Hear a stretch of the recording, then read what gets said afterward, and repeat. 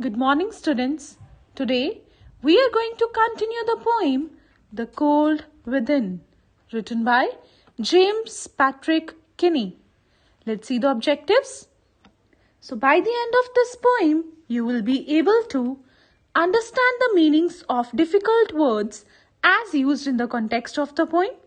You will be able to explain 5 till 8 stanzas in your own words. You will be able to identify and understand literary devices used in the poem. So students, open your treasure trove, a collection of ICSE poems and short stories textbooks at page number 11. Now students, so far we have done first 4 stanzas in which we have learned that there were 6 humans who got trapped by chance in bleak and bitter cold. They all were sitting near the dying fire, their only hope of survival. Each one of them had a stick of wood, which they did not give up to the dying fire out of their prejudices. The first woman did not give her stick as it would save the black man's life. The second man held back his stick as one of them he had noticed did not belong to his religion. The third was a poor man in tattered clothes.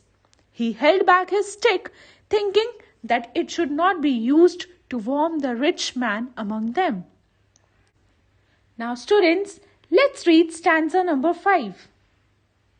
The rich man just sat back and thought of the wealth he had in store, and how to keep what he had earned from the lazy, shiftless poor. Students, please note down the meanings. Store means possessions. Lazy means one who shirks work. And shiftless means lacking ambition and energy. Now students, here the fourth person was a rich man who was thinking only of his wealth that he had accumulated and of how he might keep his riches away from the hands of the lazy and idle poor. So, as a result of his mistrust and prejudice, he too held back his stick. Students, in the previous video, in stanza number 4, we had read that the poor man thought that the idle rich did no work. And here, in this stanza, we had come to know that the rich man also thought the same. They both considered each other to be lazy and idle. Perhaps both were wrong. Now students, these stanzas show how prejudices develop when people are isolated from others who do not belong to the same racial, economic or religious group that they belong to. Students, this stanza depicts that the fourth person was suffering from the prejudices of greed and stinginess. Let's read the explanation of stanza number 5. The rich man continued to sit back and think of the money he had and how he could save it from the lazy poor. He did not want to give anything to the undeserving poor. Thus, he showed his greed and stinginess. Let's read stanza number 6. The black man's face bespoke revenge as the fire passed from his sight, for all he saw in his stick of wood was a chance to spite the white. Students, here bespoke means showed, spite means to hurt someone intentionally. Now students, here the fifth person was a man with dark skin. His face showed the signs of taking revenge. The fire died slowly, but certainly he could not see it because all he thought was of taking revenge from the white person for all the wrongs done to him and his race. Now students, this man could have given his stick to the fire but held it back for the lack of compassion. Moreover, the seed of hatred was not sown by himself, rather it was sown by the society. So, just in order to take revenge, he did not give his stick to the dying fire. Students, this shows that the fifth person was spiteful. And this stanza depicts that the fifth person was suffering from racial discrimination. Let's read the explanation of this stanza. The black man's face showed how much revengeful he was. As the fire was dying, he thought he had the chance to hurt the white people by keeping his stick with him. He clearly suffered from the vice of spite. Students, spite means hatred. Let's come to next stanza, number 7. The last man of this forlorn group did not accept for gain. Giving only to those who gave was how he played the game. Now students, here the last man in the group was a business-minded person. He did nothing except for the profit. He believed only in giving to those who gave something back in return. This was the way he played the game of life.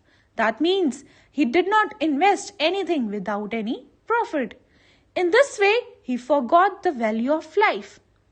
Now, this stanza depicts that the sixth person was selfish. Let's see the literary devices used in this stanza. First is forlorn group, students. And the literary device is oxymoron. Now, what is oxymoron? It is a figure of speech in which apparently contradictory terms appear together. Students, like forlorn means lonely, while a group means a collection of something. And here it is a group of humans. Now students, can a group be lonely? No, it cannot be. So here forlorn group is an oxymoron. Next is played the game. It is metaphor. And what is metaphor? As I've told you earlier, it is a comparison of two or more things without using the words as or like. And here, human life is compared to game. Let's read the explanation of this stanza. The last man in the group lacked generosity, as no one else had given his stick. He would also keep his stick with him. In fact, he did nothing except for gain. Next, stanza number 8.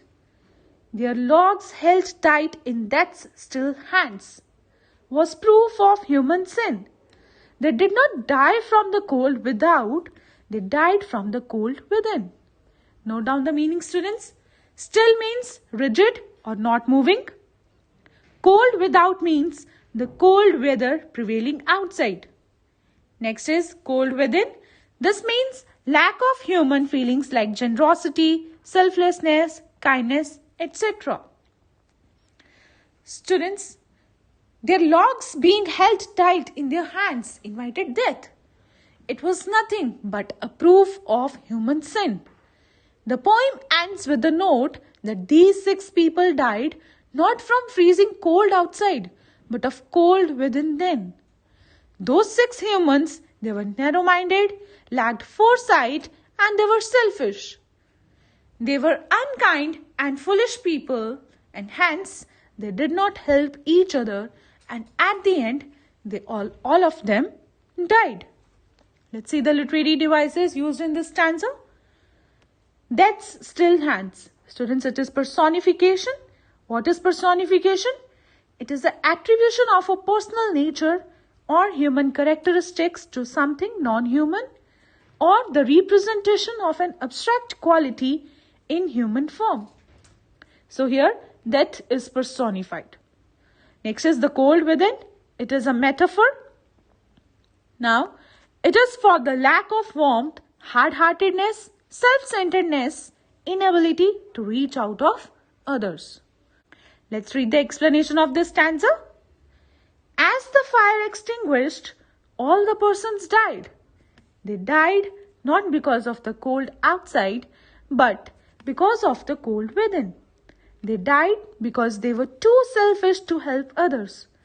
Each of them had a log still in his or her hand, suggesting that no one had renounced sinning, being unkind for one reason or the other. Students, I hope you all have understood till this. So this brings us to the end of today's session. Now students, you have to do the homework that is given in your SNAP homework. Thank you.